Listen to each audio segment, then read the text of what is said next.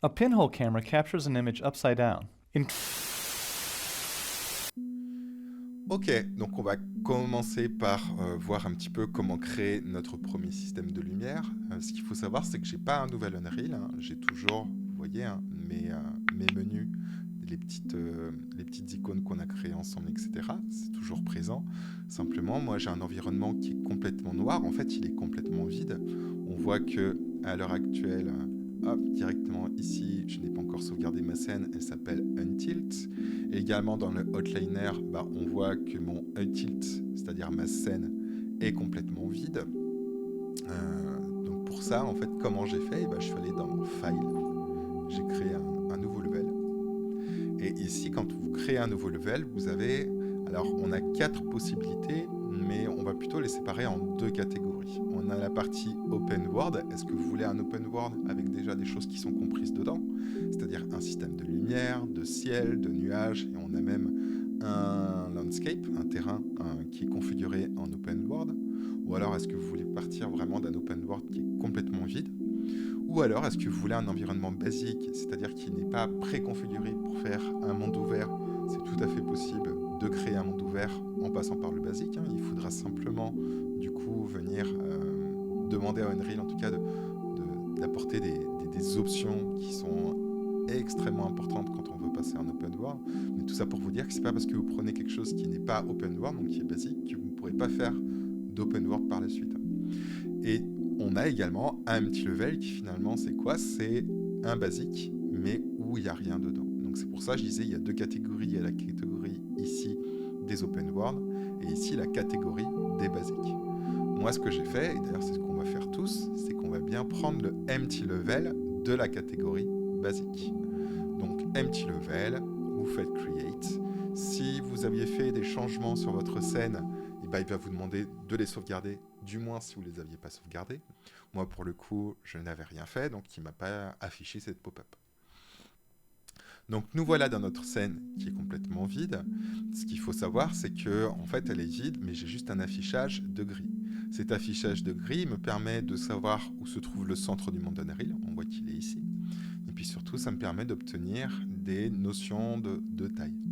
Si vous ne voulez pas le voir, afficher la grille en tout cas, il suffit d'aller dans Show et vous voyez, je peux désafficher ma grid. Pour le coup, moi je vais la laisser afficher, mais si vous voulez plus qu'elle soit présente dans votre affichage d'Unreal, vous pouvez vous y prendre ainsi. Ok, Unreal, depuis la version 5, il me semble, en tout cas, je crois que sur la 4.7, etc., ouais, non, c'était pas présent, ils ont créé une nouvelle fenêtre qui est très intéressante. Auparavant, quand je voulais créer un système de lumière et autres en extérieur, il fallait que je vienne intégrer plusieurs éléments. Par exemple, du cloud, donc des nuages, une sky atmosphère, une skylight, puisque le ciel est également un éclairage. C'est par exemple un ciel bleu va apporter un peu d'éclairage bleu, etc. Donc surtout pas à négliger. Mais j'avais plein d'éléments, enfin on va dire 4 à 5 éléments principaux à venir intégrer pour avoir mon ciel de base. Pour ça, il fallait à chaque fois que je fasse plus, j'aille par exemple, que je tape une skylight, donc je venais de faire ceci, je prenais ma skylight, je l'intégrais, etc., etc. Et on avait notre système de base d'éclairage et d'affichage d'environnement pour un système extérieur. Ce qu'ont fait les ingénieurs d'Unreal depuis la version 5, c'est qu'ils ont carrément créé une fenêtre qui s'appelle la Env Light Mixer. Alors pour le coup, je vais juste faire ceci, on va dire que vous ne l'aviez pas vu. Donc on va venir dans Windows et on va cliquer sur Env Light Mixer. Attention à ne pas confondre avec la Light Mixer. On prend vraiment la Environment, en fait, Light Mixer. Par défaut, vous allez avoir cette fenêtre qui va être flottante, c'est-à-dire qu'elle ne va pas être accrochée comme moi, elle avait pu être ici. Et en fait, cette fenêtre comporte plusieurs choses qui sont très intéressantes. La première chose qu'on va faire, c'est qu'en fait, vous voyez, on a des boutons. Ça, c'est des boutons de création. Ce qu'on va faire, c'est qu'on va faire Create Skylight, Atmospheric Light, Sky Atmosphere, Volumic Cloud et iFog. Et là, vous voyez ce qui s'est passé, c'est que directement dans Unreal, sans avoir besoin d'aller chercher tous les éléments, à vous dire « Ah oui, qu'est-ce qui me manque ? Ah oui, c'est vrai, ça s'appelle comme ça, etc. » Surtout au début. Là, l'intérêt, c'est que dans une seule fenêtre, vous avez tout votre système de base pour un système d'éclairage, surtout à l'extérieur. À l'intérieur, si par exemple vous faites un jeu où ça se passe, je sais pas, dans un hôtel, une maison, et vous n'allez jamais à l'extérieur, les volumétriques là ne seront pas nécessaires. Donc c'est vraiment pour ça que je dis que c'est plus pour un éclairage extérieur. Là, directement, ça vous a créé tous les éléments qui sont, d'après les ingénieurs d'Epic, indispensables. Deuxième chose qui est intéressante avec cette fenêtre, c'est qu'une fois que j'ai créé tout mon système, vous voyez qu'en fait, j'ai accès à, par exemple, Directional Light ou Skylight, etc. etc. Ça, c'est tous les éléments qu'on a pu créer dans cette fenêtre d'Environment Light Mixer. Désormais, maintenant qu'ils sont créés, c'est que j'ai accès à tous ces paramètres. Pourquoi c'est intéressant ? En fait, si vous voulez, j'ai même pas besoin de sélectionner ma Directional Light. Vous voyez, j'ai Exponential High Fog pour avoir accès aux paramètres. C'est-à-dire que le menu détail, comme j'ai pu vous dire plusieurs fois, c'est vraiment là où on retrouve les configurations, les paramètres par rapport à l'objet, par rapport au type d'objet que vous avez sélectionné. Là, pour le coup, si j'ai sélectionné Exponential High Fog, je vais avoir les paramètres de mon Exponential High Fog. Je ne vais pas avoir les paramètres de ma Directional Light puisque je ne l'ai pas sélectionné. L'intérêt de l'Light Mixer, c'est que du coup, je n'ai pas besoin de sélectionner ma Directional Light ou ma Skylight ou tout ce qui est présent ici pour accéder aux paramètres. L'intérêt aussi, surtout, c'est que si vous avez une scène avec plein d'objets, des fois, ça peut être un peu chiant, un peu redondant de pouvoir retrouver votre Directional Light. Alors, il y a des moyens de la retrouver assez facilement, mais voilà, ça nous fait gagner du temps. Là, en gros, vous pouvez accéder directement aux paramètres de la Directional Light extrêmement rapidement. Et ils seront toujours affichés sans avoir besoin de sélectionner préalablement ma Directional Light ou mon atmosphère, etc. etc. Seul problème, c'est que du coup, vous voyez, si je sélectionne par exemple Directional Light, j'ai quand même vachement de paramètres. Vous voyez, si je déplie tout, j'ai beaucoup de paramètres, alors qu'ici, j'en ai très peu.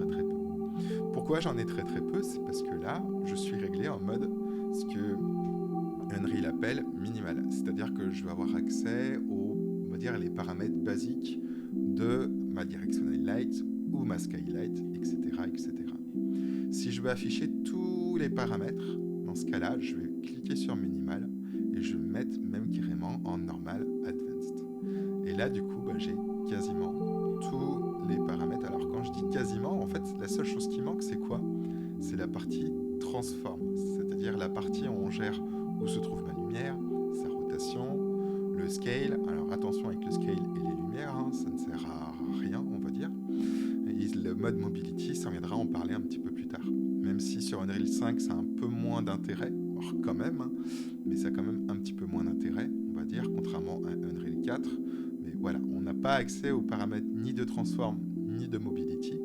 Hormis ça, on a tous les paramètres qui sont présents dans le détail, ils sont présents dans mon Environment Light Mixer.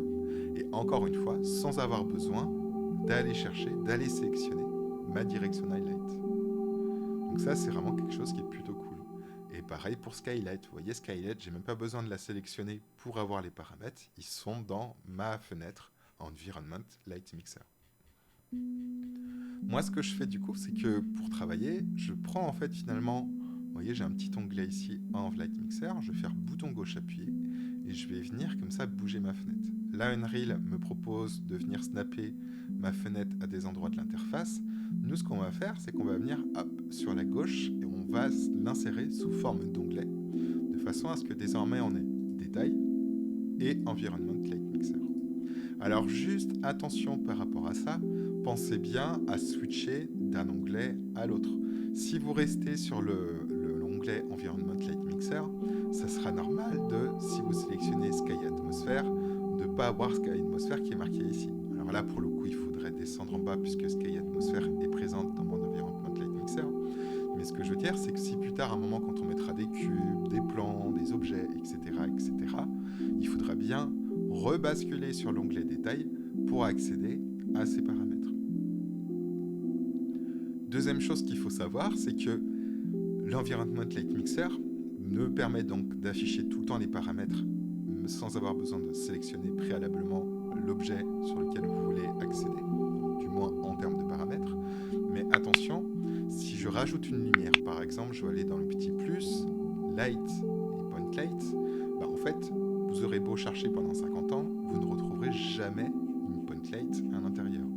Finalement, ça va simplement se concentrer sur les éléments qui ont été permis de créer, je vais y arriver, je vais trouver mes mots, qu'on a créé en tout cas avec l'Environment Light Mixer. Et ben c'est uniquement ces éléments qu'on a créés avec cette fenêtre qu'on retrouvera directement ici.